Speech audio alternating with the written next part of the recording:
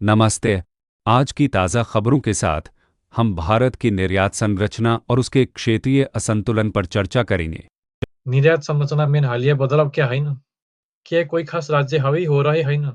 हाँ, 2024-25 के भारतीय राज्यों पर सांख्यिकी हैंडबुक के अनुसार 70% निर्यात सिर्फ 5 राज्यों से आ रहा है।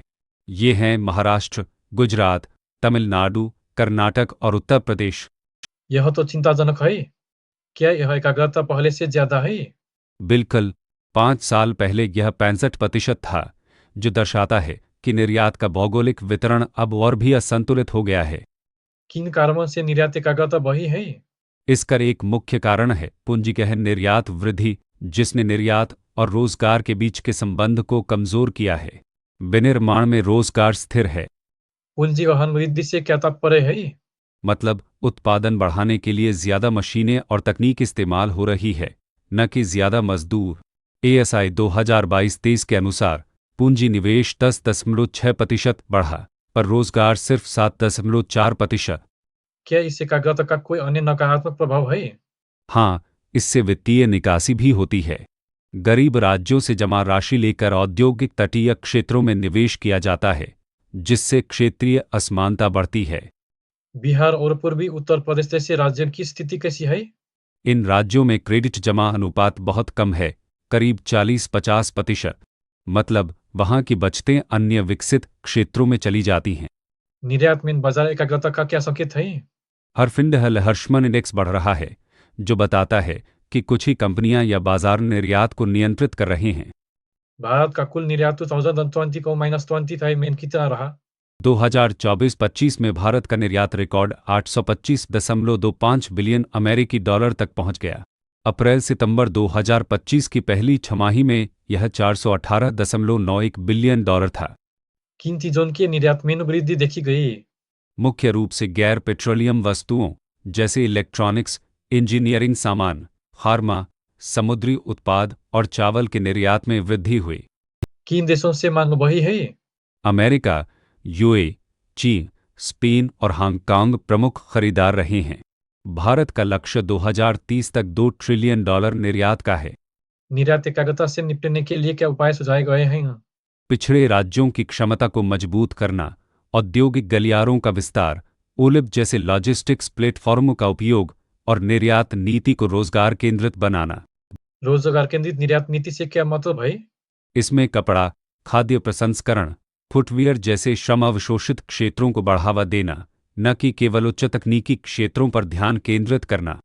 मानव पूंजी विकास के लिए क्या किया जा रहा है? पीएमकेवीवाई जैसी योजनाओं को निर्यातोन्मुख मूल्य श्रृंखलाओं के साथ जोड़ना और कम क्रेडिट जमा अनुपात वाले राज्यों में एमएसएमई के लिए वित्त की पहुंच बढ़ाना।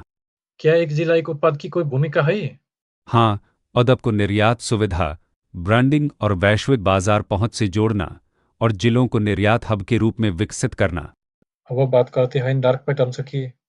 ये क्या होते हैं? डार्क पैटर्न्स ऐप्स और वेबसाइटों में इस्तेमाल होने वाली भ्रामक डिज़ाइन तकनीकें हैं, जो उपयोगकर्ताओं को अनपेक्षित निर्णय लेने के लिए मजबूर करती हैं। क्या ये भारत में अवैध है न? उपभोक्ता संरक्षण अधिनियम 2019 और सीसीपीए दिशानिर्देश 2023 के तहत कुछ डार्क पैटर्न्स को अनुचित व्यापार व्यवहार माना जाता है और उन पर कार्रवाई हो सकती है। इन पैटर्न्स के कुछ उदाहरण क्या हैं? कृत्रिम समय दबाव बनाना, छिपी हुई फीस जोड़ना, सब्सक्रिप्शन ट्रैप और कन्फर्म शेमिंग जैसे तरीके इसके उदाहरण हैं। सीसीपीए की क्या भूमिका है?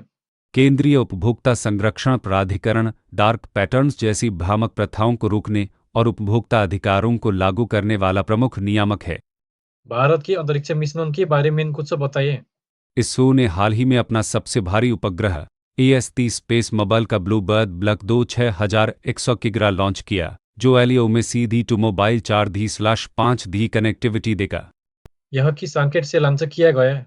यह LBM-3 लॉन्च व्हीकल द्वारा लॉन्च किया गया, जो 10,000 किग्रा तक का पेलोड ले जा सकता है और इसमें सेमी क्रायोजेनिक इंजन जैसी नई तकनीकें हैं। अंतरिक्ष मलबे का क्या खतरा है? अंतरिक्ष मलबा, जैसे कि निष्क्रिय उपग्रह और रॉकेट के टुकड़े, अंतरिक्ष यान को नुकसान पहुंचा सकते हैं। यह केसलर सिंड्रोम को भी बढ़ा सकता है। इस खतरे से निपटने के लिए क्या हो रहा है? भारत डीब्रिस फ्री स्पेस मिशंस पहल पर काम कर रहा है, जिसका लक्ष्य 2030 तक शून्य मलबा मिशन प्राप्त करना है।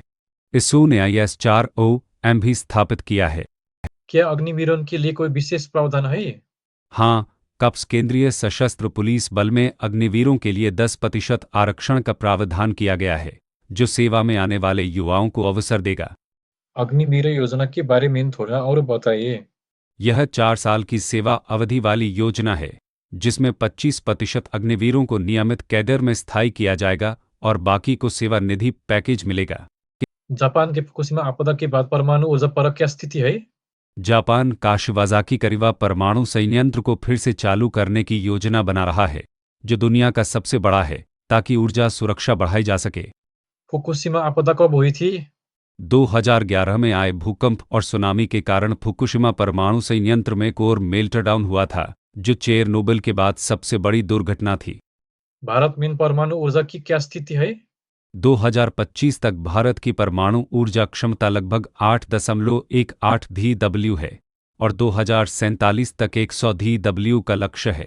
शांति एक्ट 2025 से निजी भागीदारी बढ़ेगी। ग्रीन हाउस गैस उत्सर्जन तीव्रता लक्ष्य नियम क्या है? यह भारत के पेरिस समझौते की प्रतिबद्धताओं को पूरा करने की दिशा में एक महत्वपूर्ण कदम है। ये नियम एल्यूमीनियम, सीमेंट, क्लोरलकली और पल्प और पेपर जैसे 4 प्रमुख उद्योगों के लिए बाध्यकारी हैं। इन नियमों का संचालन कौन करेगा? ये नियम कार्बन क्रेडिट ट्रेडिंग स्कीम 2023 का हिस्सा हैं। लक्ष्य हासिल करने वाले उद्योग क्रेडिट अर्जित करेंगे और चूककर्ता खरीदेंगे। यह नियम किस कानून के तहत आते हैं? ये नियम ऊर्जा संरक्षण अधिनियम 2001 संशोधित 2022 के तहत आते हैं और ब्यूरो ऑफ एनर्जी एफिशिएंसी अनुपालन की निगरानी करेगा। वैश्विक ऊर्जा रुझान में क्या बदलाव आया है? 2025 की पहली छमाही में नवीकरणीय ऊर्जा कोयले को पीछे छोड़कर दुनिया का प्रमुख ऊर्जा स्रोत बन गई है। सौर ऊर्जा दोगुनी हो गई है। क्या प्राकृतिक गैस का उपयोग बढ़ा है? हाँ, AI डेटा केंद्रों की बढ़ती ऊर्जा ज़रूरतों और गर्मी की लहरों से निपटने के लिए प्राकृतिक गैस आधारित उत्पादन 1.6% बढ़ा है। चीन और भारत की क्या भूमिका है? चीन सौर ऊर्जा में अग्रणी है, लेकिन साथ ही कोयला क्षमता भी बढ़ा रहा है। भारत ग्रिड स्थिरता के लिए कोयला क्षमता बनाए रखते हुए सौर और हरित हाइड्रोजन पर आगे बढ़ रहा है। इलेक्ट्रिक वाहनों की क्या स्थिति है? 2024 तक वैश्विक नई कार बिक्री में 20% EV होंगी। भारत में 3 मिलियन से अधिक EV पंजीकृत हैं। FAME जैसी नीतियां इसे बढ़ावा दे रही हैं। क्या ईडी अपनाने में कोई बाधा है? हाँ, चीन का दुर्लभ पृथ्वी खनिजों पर प्रभुत्व और लिथियम व ग्रेफाइट पर निर्यात प्रतिबंध आपूर्ति श्रृंखला को प्रभावित कर रहे हैं। जलवायु परिवर्तन से निपटने के लिए वित्त पोषण की क्या स्थिति है? IMF की रिपोर्ट के अनुसार गरीब देश कर्ज चुकाने पर विकास सहायता से ज्यादा खर्च कर रहे हैं। अंतर्राष्ट्रीय जलवायु वित्त भी वादों से कम है। भारत सुनामी तैयार समुदायों के लिए क्या कर रहा है? भारत ने सुनामी रेडी रिकग्निशन प्रोग्राम के तहत 100 से अधिक सुनामी तैयार गांव विकसित किए हैं, जो इसे इस क्षेत्र में अग्रणी बनाते हैं। यह कार्यक्रम कौन चलाता है? यह यूनेस्को के अंतर सरकारी समुद्र विज्ञान आयोग का एक अंतर्राष्ट्रीय कार्यक्रम है। इसके लिए 12 मानक पूरे करने होते हैं।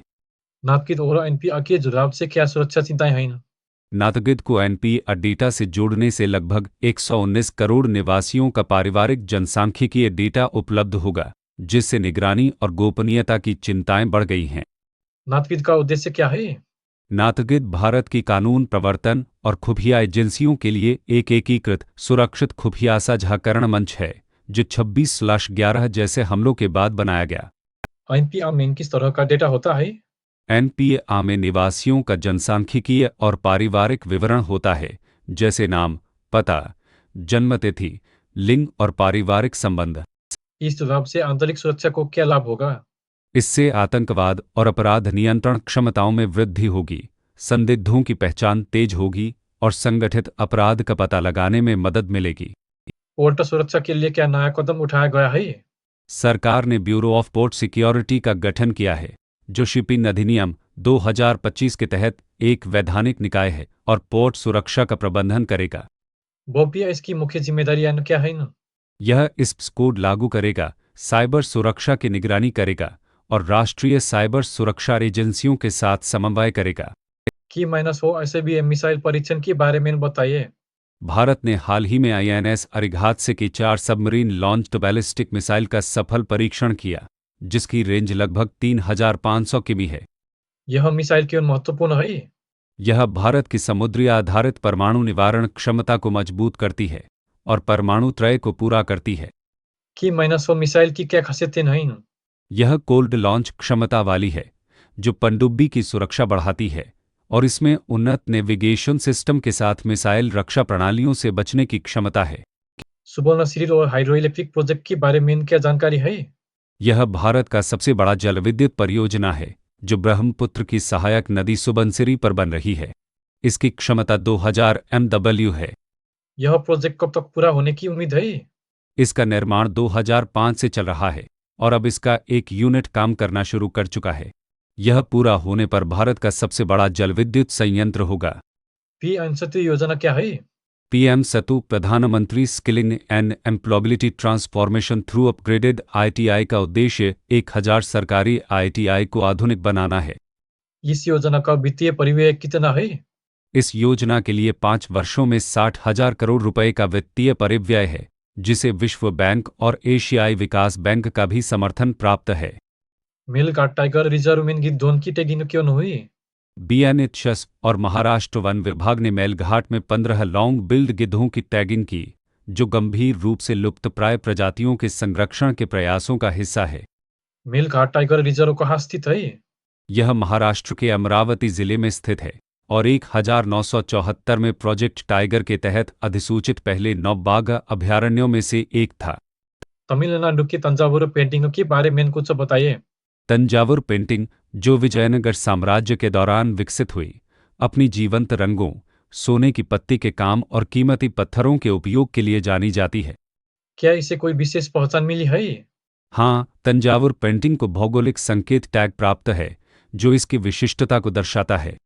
2025 में भारत की विदेश नीति की क्या चुनौतियां हैं? आर्थिक दबाव, महान शक्तियों की अनिश्चितता और पड़ोस में अस्थिरता के कारण कूटनीतिक महत्वाकांक्षा और वैश्विक बाधाओं के बीच एक बड़ा अंतर सामने आया है। व्यापार पर क्या प्रभाव पड़ा है?